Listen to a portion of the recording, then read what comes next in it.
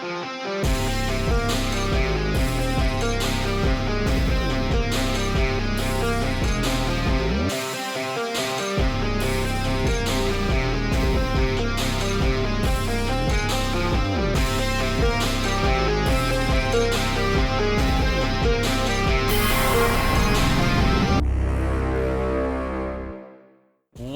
to the Skiffy and Fanty Show. But sometimes you fall out of the sky, and your house is still up there, and choice ain't something you can reach anymore. Nice. I'm Shaun. I'm Trish. And tonight we are joined by Tochi Onyebuchi. Welcome to the show, Tochi. Thank you for having me. Most welcome. So, Tochi is the author of the multiple award-nominated and winning Riot Baby, Goliath, and The Beast Made of Night, and the War Girls series. His short fiction has appeared in Best of anthologies, including the Best American Science Fiction and Fantasy. His nonfiction includes the book Skinfolk and has appeared in the New York Times, NPR, and the Harvard Journal of African American Public Policy. Well, I didn't know that was a journal. I'm going to have to look that up. I want to see what cool stuff is in there, among other places. But tonight, Tochi is here to talk to us about his new, hard-boiled fantasy noir novel, Harmattan Season. Thank you very much for joining us today to talk about this. I'm happy and honored to be here.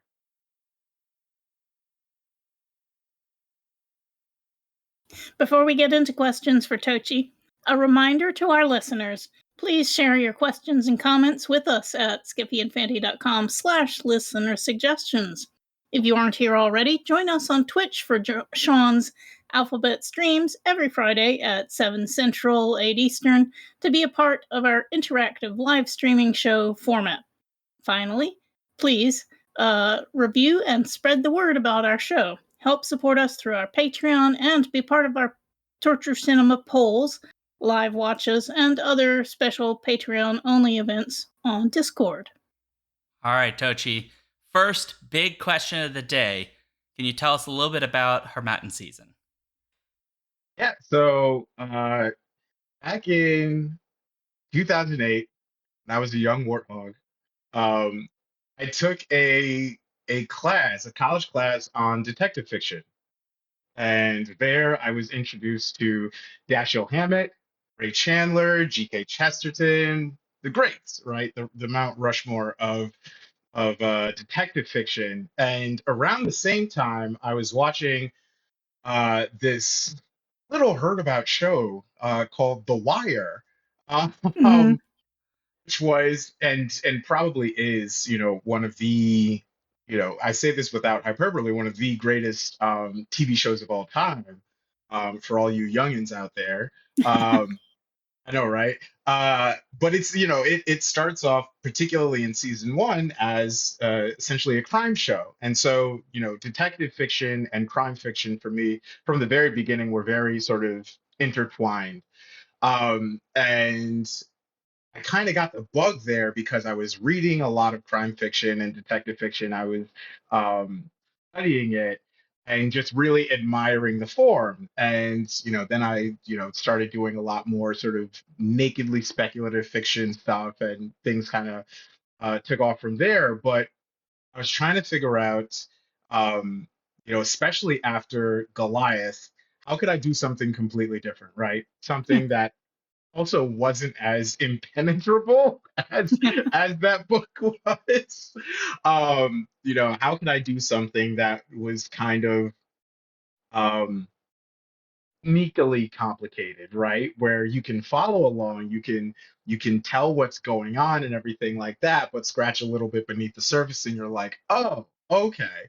In the tradition of like so many of my favorite, crime novels, which like when you really think about them, crime fiction is like the social novels of like 19th century Yes. France and Russia. Like you will see a lot of the same stuff in Zola and like Dennis Lahane's Mystic River, right? Like it's like that, like Clockers by Richard Price, great American novel, like right up there with Absalom and Moby Dick. Like I will die on that hill. But that's sort of where it came from for me, was what is a form that I could play with that's kind of accessible while at the same time a place where, it's a box that's big enough to hide a lot of really interesting and important things. So you're describing writing a novel that is inspired by detective fiction that then you used to hide clues like the criminal in a detective story would. Exactly. Yep. Yep. You found my plan. That's possibly the most meta thing I have ever heard anybody say on this show about their book. Yeah, absolutely.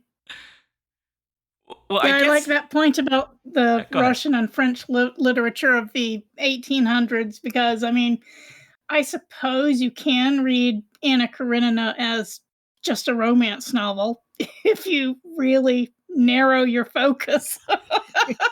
But you're missing a whole lot. And so, yeah, like this for crime fiction, there's so much of the crimes and what is considered criminal and why people are doing things is underpinned by what's going on in society. Exactly.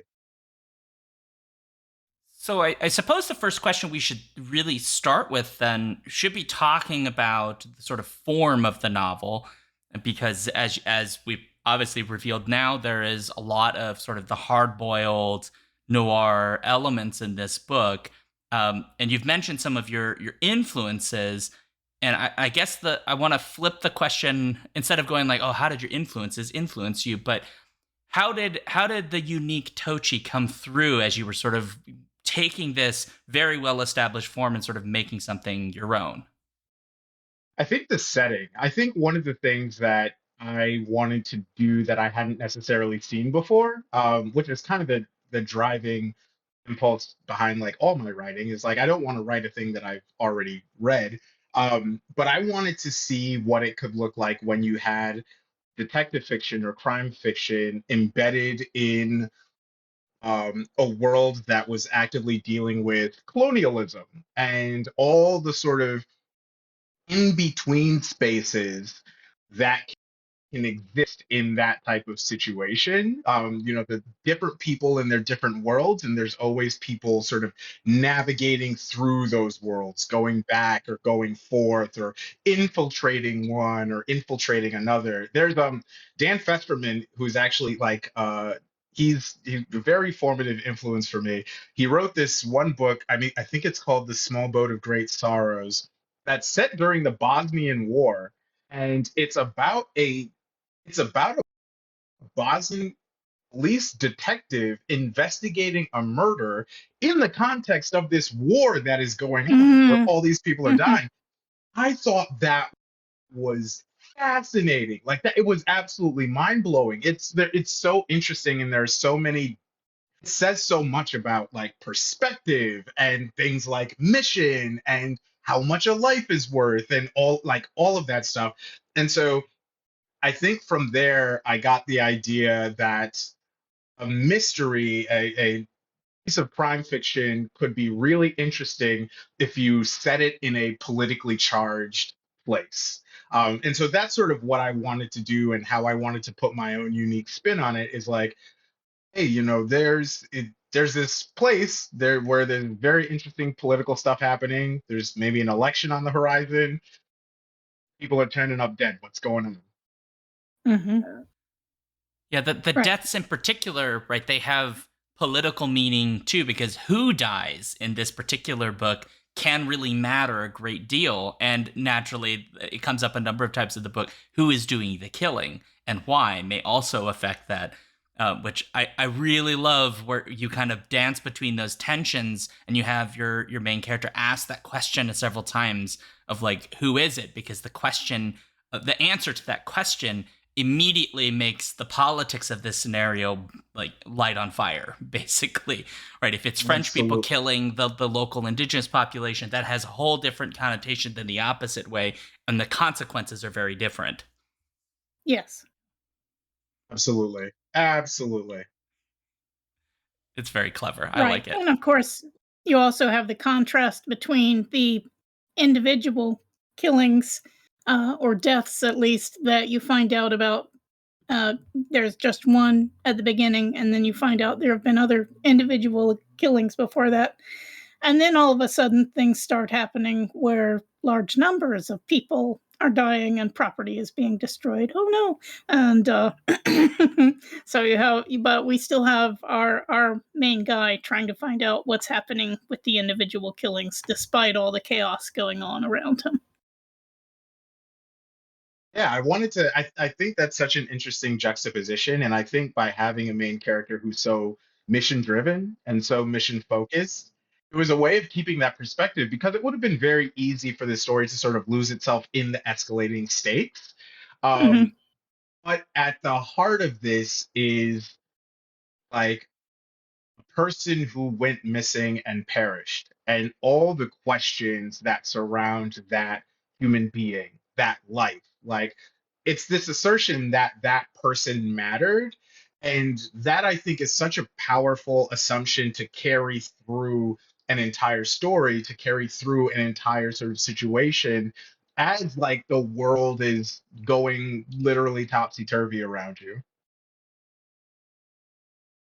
And I think Abuba actually says it at one point. I can't remember if it's in the kind of terrifying nightmare sequence, or maybe it's immediately after that, or immediately before. It's in that part of the book where he basically questions this of like, does she have nobody? This individual who dies very early in the book, did they have nobody to care for her, and like how sad that would be if nobody cares. And it's almost like at that moment he's like, but I'm going to care.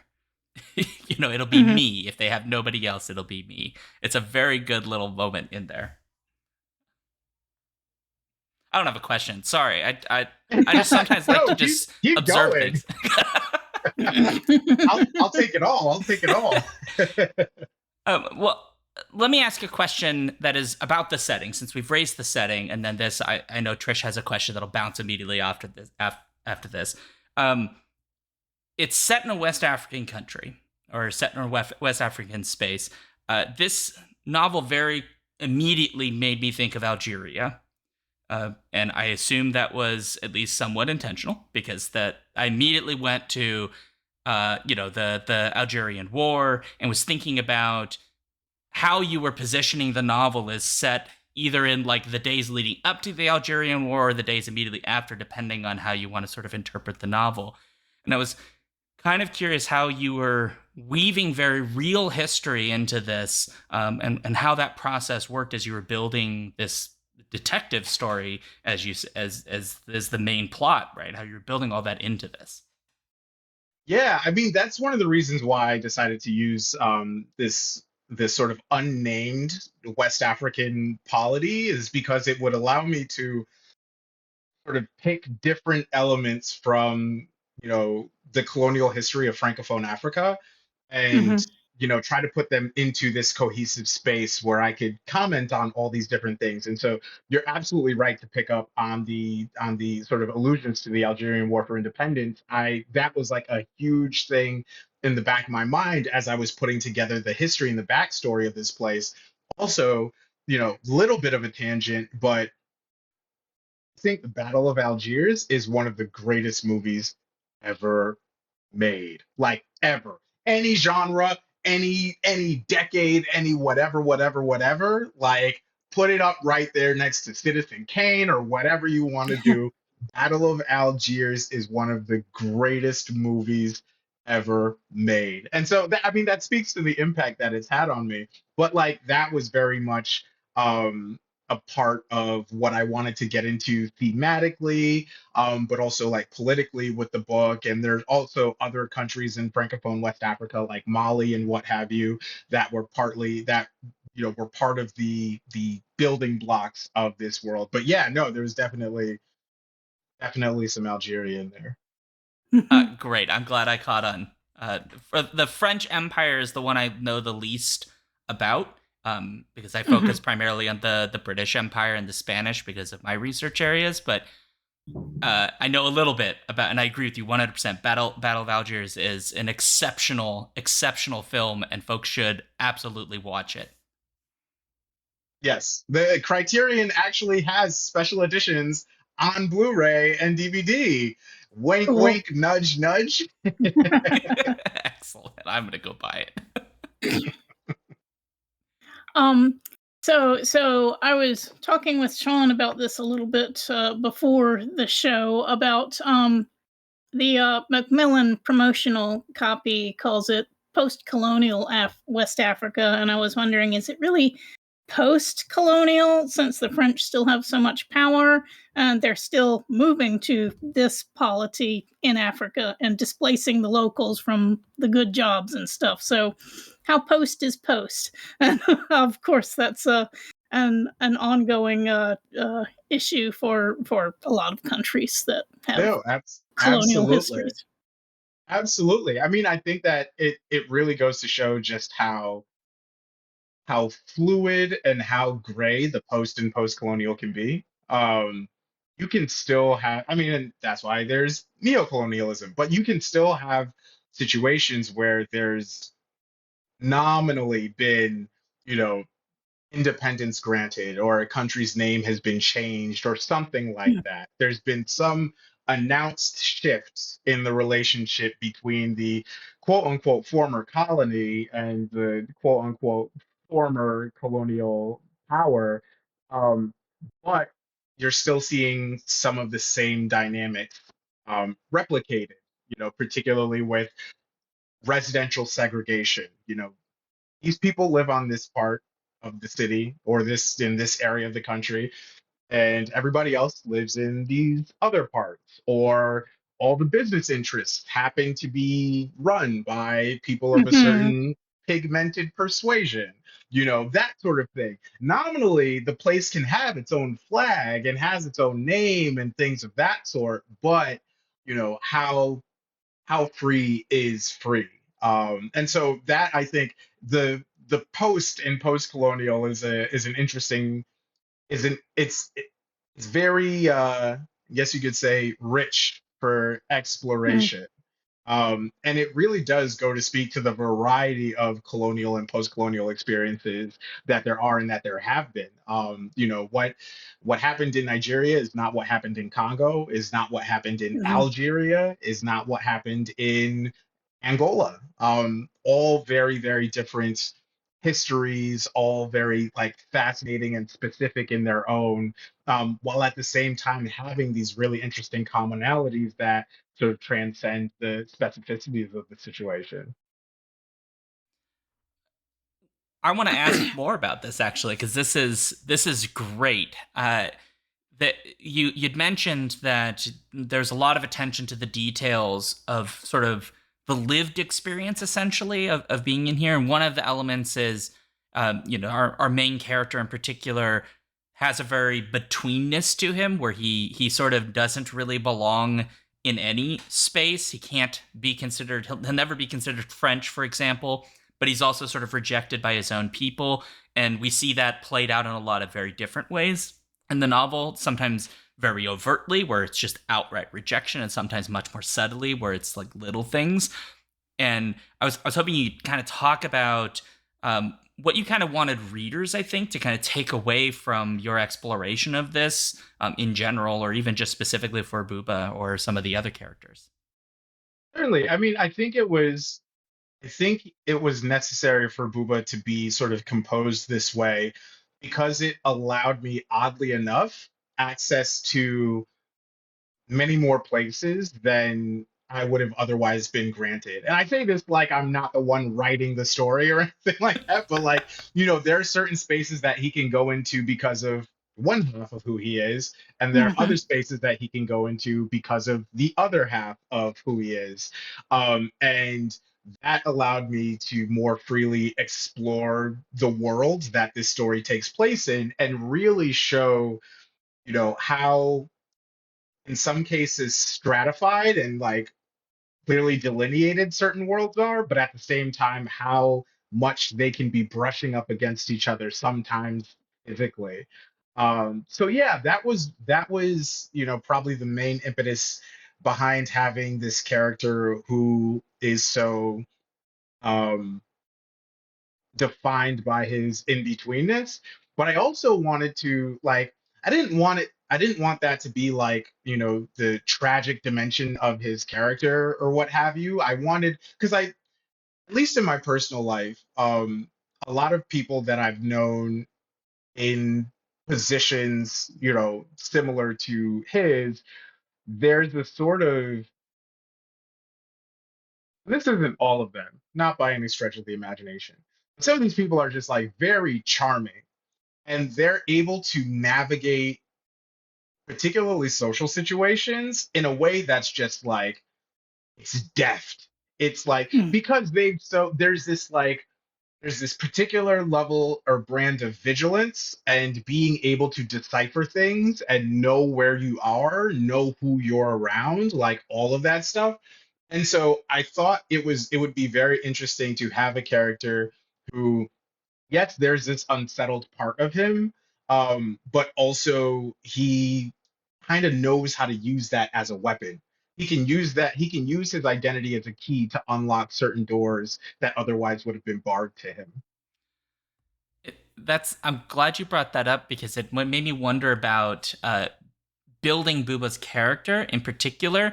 And when we were talking about the betweenness, and part of the element of that I was thinking about was the ways in which you're saying stratified. I was thinking like the dress in particular, because he makes a number of jokes about the French in particular. Like they brought the cold with them because they're always in these full, colonial garb and dresses, and they're like have parasols, even though there's trees and like all of these kinds of things. And there's a stark contrast between that and the people sort of on the other side of the city who are really from here, who have found all these unique ways to just stay cool, and it is seemingly very normal things to do instead of dressing. And I love that visual stratification too, of you can immediately tell sort of where someone is from. Most of the time you can kind of tell where people are from Mhm. almost by how they carry themselves in the world. Oh, absolutely. I mean, like, where you're from lives in your bones, right? Like, even if you, made every effort in your life to like try to disclaim where you're from, even that very effort speaks to where you come from. Like, how you talk. Like, I saw Sinners a couple nights back, and so I've Yeah. been obsessively watching like Ryan Coogler interviews ever since. And like, that is an Oakland dude. Like the way that he talks, the way that he moves, like like all of like that dude, like he's Oakland. Like you're like, oh, like he's from there. And so it's like that's a that's a very specific example of like one of the ways in which, and particularly if you're a writer too, like this is a very like, not like a cheat sheet kind of way, but something to think about if you're trying to figure out how to render a character specific, is like, you know, how does where they're from influence like how they walk or how they Hmm. talk? Like, you know, does it impact their relationship to the sun? Like, will they, bring out a parasol when it's really bright out? Or are they, unafraid of the sun, as you might put it? Yeah, like that seemed to me really interesting to explore and like really fun to play with as well. I could tell you were having fun with that. Yeah, there are a bunch of little joke moments in here. It's a novel that you wouldn't think would be funny, but at moments it is a hoot. There's just these little barbs that especially the main character throws out. I also love the part where he's got this big beefy guy holding him on a wagon, and he like jabs him in the kidney, and to get back at him he like leans a little close and like leans on him, and he can't do anything because they're basically breaking the law right now. And so this guy has to have this man like loving up on his side with all the images that conjures, and he can't do anything about it. Just these Yeah, little things. I love it. he's like, I'm gonna get you back. I'm gonna get you back. I'll pay for it later, but I'm still gonna get you. Yeah. Yeah, I find that really interesting because Boubacar is he feels and seems powerless through a lot of the book. He's doing other people's bidding, asking questions that seem pointless, getting beaten up a lot. But as you say, there's a lot of little moments where he is even if it's just being sassy or whatever. But it seems a lot of people in a society also have their heads down, just trying to survive day to day. And gradually for Booba, and very suddenly for a lot of society, everything changes. So I was wondering if you could just talk about how you lead up to and, execute turning points for characters, and how that's involved with flashpoints for whole societies. Yeah, it's one of those things where, and this is the romantic in me, where, I can sometimes picture like the narrative currents in individual lives Mm. corresponding with like the story of a nation. Like that's always appealed to me, this idea of the individual and their story being twinned with the story of the collective. And like, because you think about like, even in the United States, people who live through, say for instance, somebody who, was just coming of age in Jim Crow and lived to see Obama get Mm. elected president. Mm-hmm. That is a narrative arc right there. Like that, oh my goodness. Like, and so like things like that are very, very, very interesting to me. And so, in this novel, it's a bit more condensed with regards to, as you point out, the flashpoints and whatnot, but it really, to me, is all about the effect that a thing or an event or what have you has on the people, right? Um, you know, word like word like tariff on its own doesn't have to be scary, but when it's translated into, you go into Costco and like shelves are empty, that's Mm-hmm. scary, right? Like that sort of thing, right? I know Yeah. when, I graduated college at the height of the Great Recession. And at the time, I know anybody who graduated college between '08 and 2010 deserves like a Presidential Medal of Freedom. If you made it through that and you're still around, like, yo, hats off to you. This is only our like third or fourth, generational economic crisis. But neither Mm. here nor there. But I remember at the time there was all this talk about all these financial terms, and people were talking about, you know, mortgage-backed securities and credit default swaps and austerity and this, that, and the third. And I, at the time, was very interested in seeing how those things translated into the lived reality of people who had just lost their home, or, just lost their job at their bank due to downsizing, or because the bank crashed because they were highly leveraged and they couldn't pay off their debts, and et cetera, et cetera, et cetera. So now this person who had, just started their job out of, whatever college at whatever investment bank or whatever, their prospects are going like that. That to me has always been the interesting thing. And so that focus on the personal married with like my, I was a poli sci major in college, and so I was all about like political economy and like all the big like bloodless terms and whatnot. So you put those two things together, that interest in the personal and that fascination with political concepts and events of political upheaval. And that to me is what can create, or what can help me build a rhythm and a personal narrative that can dovetail with the flashpoints of the political convulsions that occur periodically throughout the novel. It's sort of like thinking of the nation as a person. Uh-huh. Oh, that's it. Yeah, I could see that. Yeah, sort of thinking about the characteristics, how a city almost, or a nation in this case, almost lives in its own way, and then Mm-hmm. Yeah, manifested through your characters as well, by way how they behave and how they react to stimulus, or as Trish was exactly. saying, the flashpoints, the cultural flashpoints that occur. Yeah, what does a nation having a heart attack look like, or a nation having a stroke look, right? Like, Well, I what feel does it right that look now. like? Yeah, no, it's like, let me look out my window real quick. Mm, yeah. It's looking real strokey outside. Oof, boy, there are days, man. Let me tell you. I mean, it is not as bad, obviously, as revolution and so on, which I suppose is worse than a stroke, I guess. Yeah, it's debatable. Debatable. That's fair. Yeah.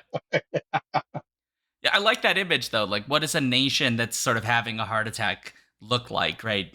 Things seizing up and stopping and stuff that should be moving normally.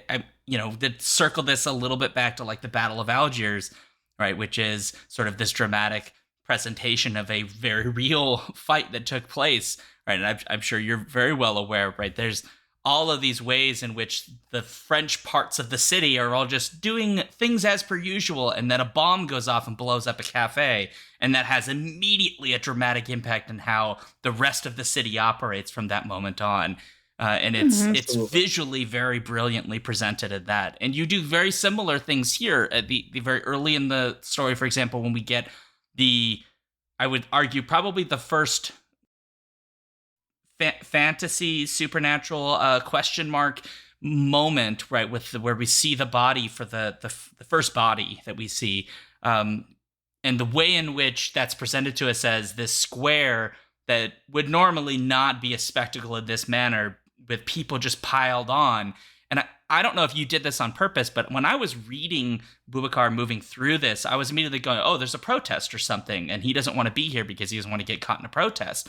Because that's what it felt like to me. And then when we see what's actually happening, I was like, oh no, that's worse. This is way worse, because that's a visual representation of some sort of thing, it just like poisons the city at that point. Yeah, no, absolutely. It's like, yeah, no, it's almost like you're the camera over his shoulder following him through as he's like jostling through the crowd, and you hear the crowd being restless and everything, and like, oh, what's going on? Is it about to pop off? And then you get to the center and you're like, oh, this is not that. This is definitely not that. It's much more horrifying. Yeah. So, Trish, I know you have a question that's about the fantastical components, and I figured I'd turn that to you because I think this is a good place for us to segue to that.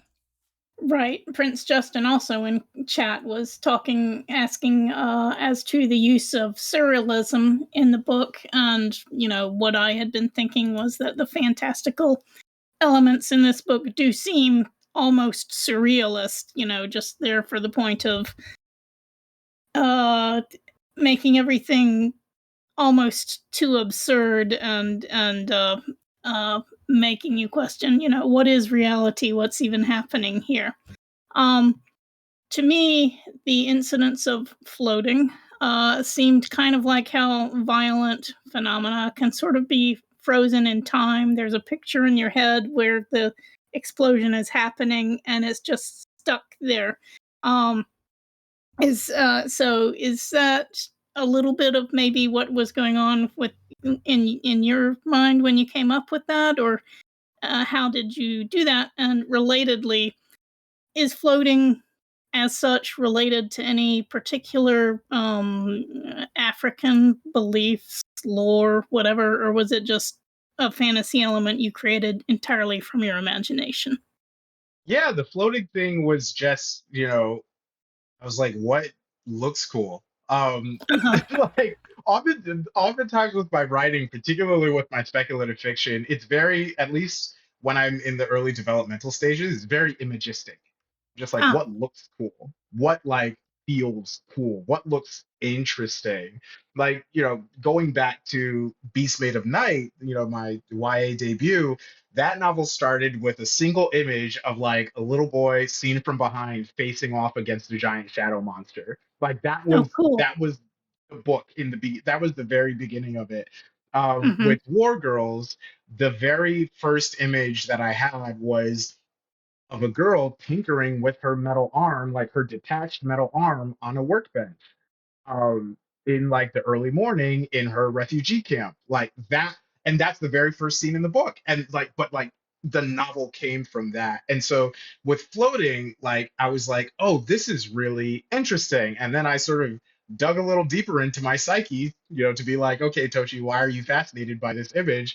And I think it goes to what you were alluding to with regards to the freezing of the violence and this idea that it's almost like there's this thing that has happened that's been turned into this giant like monument or thing in the city that you have to see every time you walk by. Like every time you walk by on your way to the library, you have to pass this thing and Mm-hmm. it's not going anywhere. It's not Mm-hmm. like you can't get rid of it. It's just there. Like when I was a kid, I grew up mostly in this like dying post-industrial factory town in Connecticut. And Stanley Works, actually, the company used to be headquartered there. And there was this huge like factory, like huge factory um, that we used to drive by on my way to grade school. And I always knew that factory as this like desiccated husk, like broken windows, greenery all over it, like vines everywhere, Mm-hmm. completely empty, Mm-hmm. like the type of place that ghost stories happen in. Right. And it was like this shattered monument to a place that we drove by every Mm-hmm. single day on my way Mm-hmm. to school. And so I was like, it almost looked like an environmental incident. Like it almost looked like something had been stricken by lightning or had been set on fire, like fire had happened to it or something. And so I was like, okay, what happens if something that had the effect of, say, an earthquake or something that had the effect of a hurricane or a natural disaster were just like frozen there and you couldn't avoid it? And then when you go into, the issue of colonialism and the idea that there are horrible things that have happened and the idea of trying to erase the history of that, erase the record of that to launder Mm-hmm. people's reputations, it's like, Mm-hmm. oh, the metaphor is just like, oh yeah, it's all there. It's all there. Out It's of really interesting. That reminds me of Ursula Vernon's What Feasts at Night. Actually, the main character is a former soldier who is still dealing with a lot of PTSD, and his their perspective is that uh the his I beg Alex's pardon in the character. Their perspective is that they are not having flashbacks to the past. Their perspective is that the war is always happening, just kind of overstep, across the borderland, and you're back in the war again. It's just always there, always happening, always traumatizing. Um, and the frozen violence of floating. Although it's not quite floating, people are rotating in the air and stuff like that, but they are they are not falling the way that Yeah. explosions usually happen. So that just reminds me of that a little bit. Have by any chance have either of you read Don DeLillo's Falling Man? No, No. but I'm a big Don DeLillo stan. But like I know the cover of Falling Man. Like I know that. And what's interesting about it is there was a piece in Esquire like a decade and a half ago that was about the photo, like the famous photo of the Falling Man. And I think there's something of that image just like buried in my psyche. Yeah. Mhm. Yeah, it I mean, people wrote like they like conspiracy about the original image, right? Of you know, because it's captured at like a moment in time and the way he looks when he's falling, right? Everybody comes up with these stories about like it was deliberate and all of these kinds of things. And DeLillo takes that to like a really disturbing level because there's basically like a shock artist, like a Banksy type shock artist who mimics the image and like does it over like overpasses of bridges and sets it up so that he falls in front of cars so people think he's falling in front of them, and he's like deliberately traumatizing people in New York City, and at the same time as all these people are just trying to have their normal lives. It's a very interesting book. It's not one of his most loved, but I think that's I think that's because it might have come a little too soon after 9/11 for it. I'll Mm. be honest. 2007, I think, is when it comes out. So, Oh wow, yeah. but you made me think a lot about this, like, right, that there's a sort of like reliving of the frozenness, but also like we have to like relive every memory we have about that as well. And that comes with, I think it'd be fair to say that like Boubacar is traumatized by, even just in the beginning of the novel, that there's like a way in which it seeps into his psyche, his soul, or whatever we want to call it. He has this like nightmare dream state that is really, really discomforting and really uncomfortable.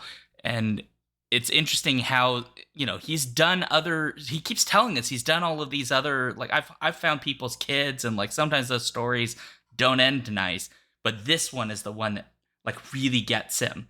It like seeps into him really, really well. And it made me wonder, is it that he's just experienced so much and he's hit the breaking point, or is it there's something deeper going on with this particular incident that is like hitting all of the right like little strings inside of him? I mean, I don't know that I I necessarily think have the answer, but you might. yeah. No, I mean, I think that's exactly the type of thing that is up to the reader to decide. Like exactly that question. Like, is it, he's already seen so much, right? Like, what's special about this one in particular that's got him? Is it just where he is at his life? Is it the Hmm. age that he's at? Like, the stage in his life that he's arrived at. Where, if he were in his early to mid 30s, maybe he'd be dealing with this a little differently. Um, Hmm.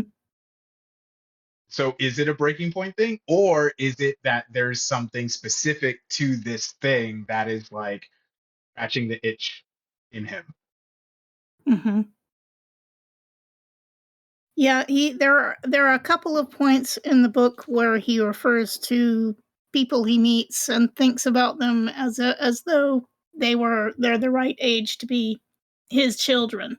And so that I was wondering if that might have been kind of a thing for him, is that, the girl who shows up at his apartment bleeding and then disappears, um if he just feels like a bit of a father figure. Um, well, not really, but kind of. Maybe that's just something going on subconsciously. But also, speaking of relationships with younger children, I really enjoyed Booba's relationship with the urchin. I loved how it starts with them both kind of trying to scam each other a little bit. Um, I loved that it was never really confirmed whether the urchin does or does not have a pack of associates who are backing him or not. Is he making it all up to make himself sound better, or does he really have people, running for him who just never show up on camera, as it were? I love the uncertainty of all of that, but their evolving relationship and eventually trust in each other was just super fun to watch. Yeah, the urchin is maybe my favorite character to have written in that book. He was so much fun. He was so much fun. Like, I don't it had been a long time since I'd had that much fun with a single character. Like, he's so scammy, but he's so charming. So charming. Like, you want to hear him out. You know he's got his hand in your pocket, but you just want to hear him out. Mm-hmm. Yep. But in the end, he does come through with some things that help Booba quite a lot. So, he's obviously got something behind his talk, that Oh, absolutely. some actual ability. Yeah. So just enormous fun. So I want to ask a writing question, because at the very beginning of you talking about like what the book is kind of about, and we're talking about your intentions for when you went into making this book, you had mentioned that you had written works that are I think you used the, I don't know if I got the right word, but like it sounded like you said kind of like difficult books that are like they really require the reader to be very like attentive. And this book, I don't know that I would say it does reward you for being attentive, I would say, but doesn't necessarily require you to be like what I did, where like literally for folks at home, like I went back and started marking things with the little like sticker tags, because there were things in there that I thought they were really, really important moments in the book. And there were things that you were saying that there was like deep history and so on. And I guess my question to you as a sort of writer is, how do you kind of navigate that that I don't know if I want to call it tension between sort of what you want to do with the book and what you expect the reader's experience to be of the book, and to some degree sort of realistically dealing with the fact that readers are going to approach your work very differently depending on what kind of work you've written, but even themselves, how they may approach it and what they'll get from it by approaching it. Yeah, it's funny. Harmattan Season is probably the most audience forward book I've written, where Hmm. because normally the way that I write, I'm the only reader. Um, Oh, it's like I know Rick Rubin was doing an interview with this music producer who has this YouTube channel, Rick Beato, and he was talking about System of a Down, my yeah. favorite band of all time, like hands down, absolute favorite. I cried when they broke up. Um, and Rick Rubin was talking about the uniqueness of System's sound, particularly like in the beginning, and the magic that was them blowing up, but the fact too that before that happened, there were people that just didn't get it, or that just like hated it, or like, this is so weird, this is too different, I don't get it. What is all this stuff that they're putting together? Um, but the magic with them lay in the fact that they were, and by they I mean the band and Rick with the band, they were making music for themselves. Hmm. And I think when you do that, there's this sort of implicit trust in the audience to meet it, if that's the right way to put it, whether it's like catching up to it, whether it's slowing down enough to hear it, like, that they will rise to the thing. So that's sort of how I'd done everything up through Goliath. And Goliath was really the most like me book because it's all over the place. It's like, okay, what's happening when? What's this character doing here? Like, are they, wait, is this his mom? I'm not sure. Like, what is going on here? But there was a lot in it that I was super proud of as a writer, and this idea of, for instance, grafting the identity of Goliath from the Old Testament onto an entire population, and situating that in the David versus Goliath mythos in the context of, like, neo colonialism in the aftermath of climate crisis. Like, when I explain it like this, it sounds super complicated, super, super, super complicated. But I was really happy with like how I pulled it off. Me and the like maybe like 200 people who read the book. And then with Harvest Season, I was like, okay, how can I do something that's a little bit different? How can I do something where I'm a little bit more aware of reader expectations, and not to play into expectations, but to play into them, then subvert them? Hmm. Like,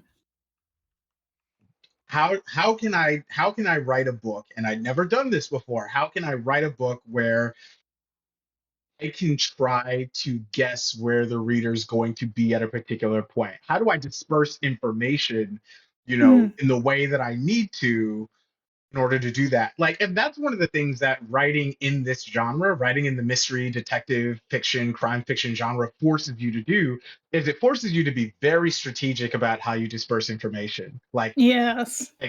extremely strategic. So I had to be very intentional about it in a way that I hadn't necessarily had to be before, where, Goliath aside, my stories were relatively like straightforward in that there was always like forward movement. You could more or less tell what was going on at any given moment and whatnot.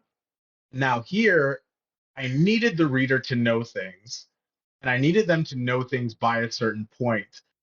Hmm. Then what if they guess a thing too early? What do I do then? How do I combat that? Like, okay, is this red herring too much? Is it not enough? Do I need to lay it on a little thicker? Like, what do I? So like, it was actually kind of fun, like putting myself in those shoes for a little bit and trying to, because like the thing is, the reader's always going to be smarter. There's always going to be a reader that's smarter than me and that can put it together. Like that's what Reddit's for. Like really, like that's what Reddit's like. You'll have a puzzle that you put together that is just like, oh, this is unbreakable, and then literally 2 minutes later on Reddit, somebody's going to have a screenshot of how they step by step breaking it down how they solve that puzzle. So you can't beat that person. You can't beat that person, but you can try to, to the best of your abilities, put together something that is entertaining and that I think most importantly rewards investment. Oh, it absolutely rewards careful reading. There was a point toward the end of the book where he shows up in somebody's office, and I just slid right past that opening paragraph. He shows up and closes a window and starts talking to the guy, and then several pages later there's a wait what moment, and I'm like, wait, what happened right there? And so I go back to the beginning of the chapter and reread the paragraph, and oh, he did say that. I just missed it. I love that kind of moment. Yeah. There are quite a few. There are quite a few in this book, and there are. I mean, I obviously went back because I had to mark some things because I was like, I have to remember these. But there are just these really wonderful little moments in here where you sort of give us these details, and then later on, those details become really, really important. And you Yes. have this way of doing it where you just like give us some stuff, and it's like, oh well, that's not important, right? And then later on it's like, oh no, that thing was actually really important. and and if you remember it, you're like, wait a minute, I remember this. Kind of what you're describing, Trish. Like some of these markings were things was like, oh, that's a foreshadowing, or the way that you talk about this cultural thing will come up in a different way later on, and so we'll see those interconnections. It's I don't know how you did that, because I don't know how any of these mystery writer detective fiction I don't know how any of them do it. Like it, how do you? They must have like the most material. Do you have like a whiteboard of Spreadsheet. sticky notes like this, just all with strings? Like is it that conspiracy image from It's Always Sunny in Philadelphia? I'm glad you know what I'm talking about. Yep. I know exactly what you're talking about. No, it's funny. I'm the most jazz improvisationalist writer that you might ever be. Like, I'm so like I'm I like to think that I do have elements of organization, but I've never like implemented a spreadsheet in any part of my writing process. I don't use spreadsheets in life. Like I don't that's just it's so much of it. Well, like I think the thing for me that, and I guess this can be a sort of like writing thing for all my writers in the chat. I am a very intuitive writer, and I find that gut feeling has more often than not led me in the right direction. And if I go back after having executed on my gut feeling and I think about why I felt the way that I felt about this choice, I can then sort of articulate where it came from and why I made that choice and things like that. But so much of it, particularly initially, boils down to, does this feel right? Mm. And I think being able to trust your gut also comes from having internalized all the like rules and lessons and all that stuff, like all the practice that you've done before. It's like, you wake up at like 6 a.m. to go shoot jump shots in the gym for 3 hours every Saturday for like months and months and months. And then one day, all of a sudden, you're not even thinking about it and you just like hit your shot. And then you hit it again, and then you hit it again, Mm, and you're just mm. flowing.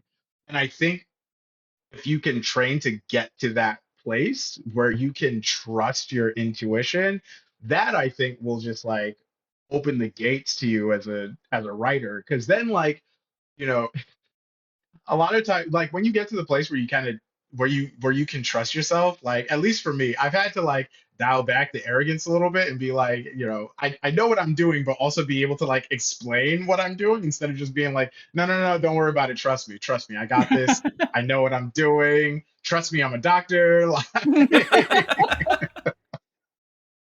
but yeah, it helps if you're able to, after the fact, explain or articulate at least to yourself why you made that particular narrative choice. But yeah, at the end of the day, a lot of this is just like feel for me. I'm just like playing a guitar solo. Got it. You're Steve Vai. Okay. Yeah. Yeah. Oh, great. Cool, Well, cool. we have to wind down now. I'm Ooh, I was having sorry, so much fun. but I Yeah. told you 45 minutes to an hour, and we're almost at an hour. Do you want to go Time to flies 3 when you're a.m.? having fun. We can do Yeah, that. yeah, like I said before the show, I got a Cyberpunk playthrough that's waiting for me. So as much as I would love to, as much as I would love to, um, Johnny Silverhand's calling my name. Fair enough. Fair enough. Well, one of the last two really quick questions is so this book comes out May 27th, 2025. And so the natural question you would ask is like, what is the thing you're working on that you're allowed to tell us about, I suppose, that's coming next or that you're at least playing around with? So, a couple things. I have an essay collection coming out in October, um, called Race Book: A Personal History of the Internet, available for pre-order everywhere books are sold. Um, but it was really fun because I dabbled in essays before, but I'd never really like immersed myself in the form and started to think critically about um the composition of a collection, sort of like putting together an album, really. um and it was a lot of fun. Like I have an essay in there about the metaverse. I mean, the thing about writing about the internet and like tech is that it outruns you so fast. Like there's an essay in there about the metaverse that would have freaking rocked in 2023 that like is like gonna be outdated by the time this book comes out in October. Um, but no, it was so much. I had so much fun writing, that book. There's a essay about androids in there. There are plenty of essays about gaming because I don't know that I'm a capital G gamer, but I game, I game. I have Game Pass, I have a PS Plus account, like I game.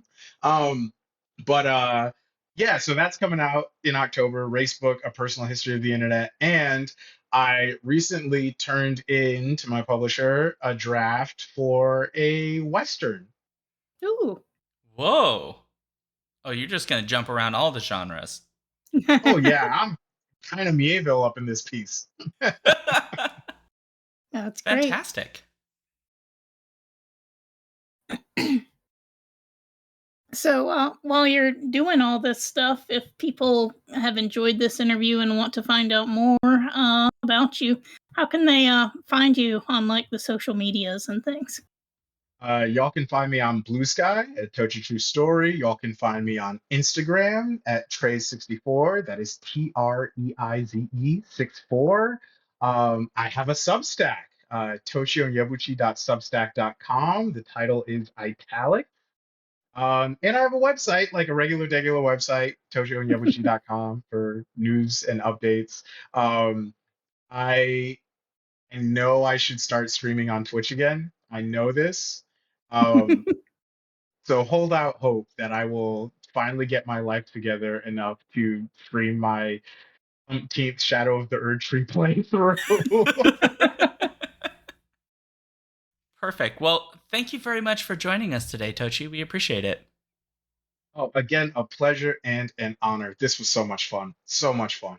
It went by really fast, by the way. They're saying that in chat, too. did. Like, Yeah. Could you believe that's an hour? We did a whole ass hour. That is wild.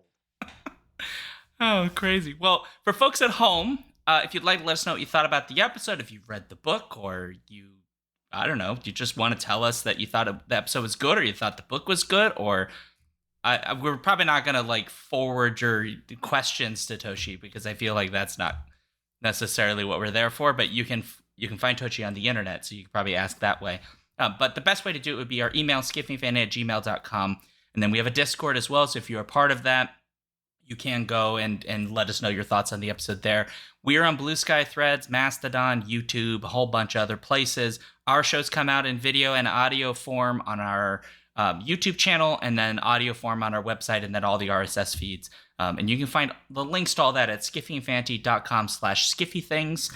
And then we are on Twitch, again, every Friday, 7 p.m. Central for whatever we happen to be doing that night.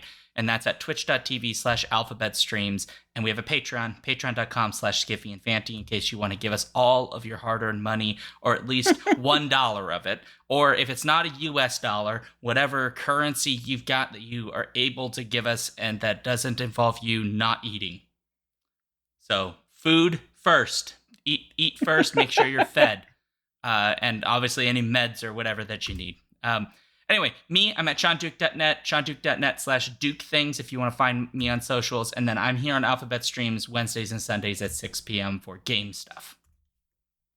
All right, and you can find me, Trish, on Blue Sky at PE Matson, on Mastodon at TrishyM, at newsy.social, on my blog, what'sthewordnow.blogspot.com, and I also review things pretty frequently at skiffyandfanty.com. Perfect. All right, as required by the Skiffy and Fanty bylaws, I have to make this happy, which is hard to do with given the book we just read, which is not necessarily a happy book per se, although it has happy moments. But I'm gonna soldier on and figure it out. Happy ending. It's got a maybe. It's a hopeful ending anyway. It's hopeful. You know what? I'll do it this way. I'm going to buy Tochi's other book when it comes out because I want to read it. And so that will be my happy ending, which is that already Tochi has sold me on the next book, so I'm going to buy it. So there we go. And on that note, happy ending and see you.